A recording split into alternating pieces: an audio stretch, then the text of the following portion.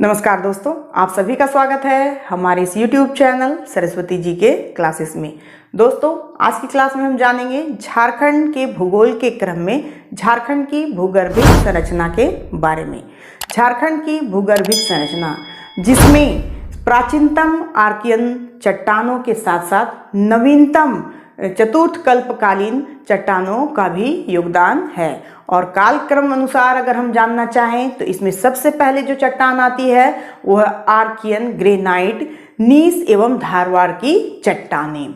ये जो चट्टानें हैं आर्कियन ग्रेनाइट और नीस एवं धारवाड़ की चट्टानें, ये जो है इन्हें पैतृक चट्टानें भी कहा जाता है। तो क्वेश्चन पूछा जा सकता है कि किस प्रकार की चट्टानों को पैतृक चट्टानें कहा जाता है, तो आर्कियन ग्रेनाइट नीस एवं धारवाड़ की चट्टानों को ही पैतृक चट्टानें कहा जाता है। यानी इनके ये सबसे प्राचीनतम चट्टान है और इनके बाद अलग अलग चट्टानों का निर्माण हुआ, इनके रूप में परिवर्तन होता गया और अलग अलग चट्टानों का निर्माण होता गया।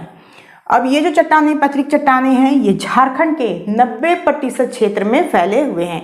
यानी झारखंड का 90% भाग जो है इन्हीं चट्टानों से लैस है। ये आर्थिक दृष्टि से देखा जाए तो ये सर्वाधिक महत्वपूर्ण चट्टान है। क्यों?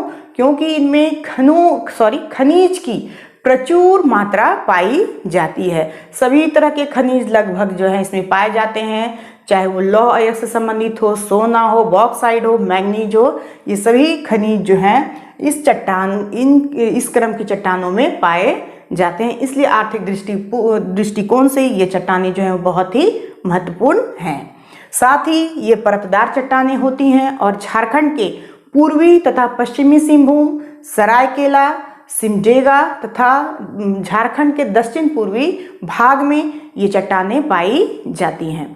इसके बाद जो चट्टान आती है वो है विंध्यन श्रेणी की चट्टानें। ये जो चट्टानें हैं ये भी परत वाली चट्टानें होती हैं और इनमें बलुआ पत्थर तथा चूना पत्थर, साथ ही लाल पत्थर यानी भवन निर्माण से संबंधित जो सामग्री बनती है वो लगभग इन्हीं विंध्यन श्रेणी की चट्टानों में पाई जाती है। बलुआ पत्थर, लाल पत्थर या फिर चूना पत्थर। और ये झारखंड में किन क्षेत्रों में पाए जाते हैं, तो ये झारखंड के एक क्षेत्र गढ़वा जिले के उत्तरी भाग में ये प्रचुर मात्रा में पाई जाती है। इंपॉर्टेंट है, यहाँ से भी क्वेश्चन पूछा जा सकता है कि विंध्यन श्रेणी की चट्टानें झारखंड के किस क्षेत्र में पाई जाती है, तो गढ़वा के उत्तरी भाग में विंध्यन श्रेणी की चट्टानें पाई जाती हैं। ऐसा भी क्वेश्चन पूछा जा सकता है कि भवन निर्माण से संबंधित सामग्री जो है वो किन चट्टानों से पाई जाती है या किन चट्टानों से निर्मित होती है, तो ये है विंध्यन श्रेणी की चट्टानें जो झारखंड के गढ़वा जिले के उत्तरी भाग में पाई जाती है। नेक्स्ट आता है इसके बाद विंध्यन श्रेणी की चट्टानों के बाद गोंडवाना श्रेणी की चट्टानें। ये जो गोंडवाना श्रेणी की चट्टानें हैं ये बलुआ पत्थर व कोयले की परतें जो है इस क्रम की चट्टानों में पाए जाते हैं। गोंडवाना श्रेणी की जो चट्टानें होती है उसमें बलुआ पत्थर भी और साथ साथ कोयले की परतें भी इसमें पाई जाती हैं। इसमें कोयले की परतें पाए जाने के कारण क्या है, तो दामोदर घाटी की तलछट से इसका निर्माण हुआ है, इसी वजह से इसमें बलुआ पत्थर और कोयले की परत जो है वो पाई जाती है। फिर क्या होता है कि भूखंडों के विचलन से, जब भूखंडों में विचलन होता है तो वहाँ घाटी का निर्माण होता है। क्यों? क्योंकि जब भूखंडों में विचलन होता है तो जो भूखंडों के बीच की जो भूमि होती है वो धंस जाती है और जिसकी वजह से वहाँ घाटी का निर्माण होता है। फिर है कि झारखंड के प्रमुख कोयला निक्षेप का जो निर्माण है वो इन्हीं गोंडवाना श्रेणी की चट्टानों में पाए जाते हैं। यानी कि गोंडवाना श्रेणी की चट्टानों में क्या पाया जाएगा, कोयला निक्षेप। लगभग सभी कोयला निक्षेप जो है वो गोंडवाना श्रेणी के चट्टानों में ही पाए जाते हैं। घाटियों का निर्माण यहाँ होता है भूखंडों के विचलन के कारण। और ये जो क्षेत्र झारखंड में ये कौन से क्षेत्र हैं जहाँ पे ये पाए जाते हैं, तो झारखंड के उत्तरी कोयल की घाटी, गिरिडीह एवं राजमहल की पहाड़ियों में ये गोंडवाना श्रेणी की चट्टानें जो हैं वो पाई जाती हैं। अब इसके बाद कौन सी चट्टानें आती हैं, तो गोंडवाना श्रेणी की चट्टानों के बाद आता है राजमहल ट्रैप एवं दक्कन लावा की चट्टानें। ये जो चट्टानें हैं तो इसमें जो राजमहल ट्रैप है इसका निर्माण कैसे हुआ है, तो लावा का जो बहाव होने से ही राजमहल ट्रैप का निर्माण हुआ है। और जब ये लावा रुक रुक के दरारों से लावा का प्रवाह होने लगा तो इससे बना है दक्कन लावा। और अपक्षय के कारण, और जब अपक्षय के कारण क्या हुआ कि इनमें अपक्षय हुआ, ये जो लावा बना राजमहल ट्रैप और दक्कन लावा, तो इसमें अपक्षय के कारण ही लेटेराइट और बॉक्साइट का निर्माण हुआ है, यानी बन गए हैं लेटेराइट और बॉक्साइट। क्यों? तो अपक्षयन के कारण।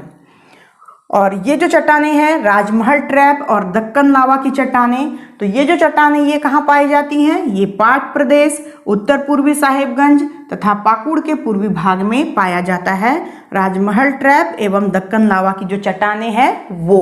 और यहाँ पे जो पाट प्रदेश है, ये पाट प्रदेश कौन सा एरिया होता है?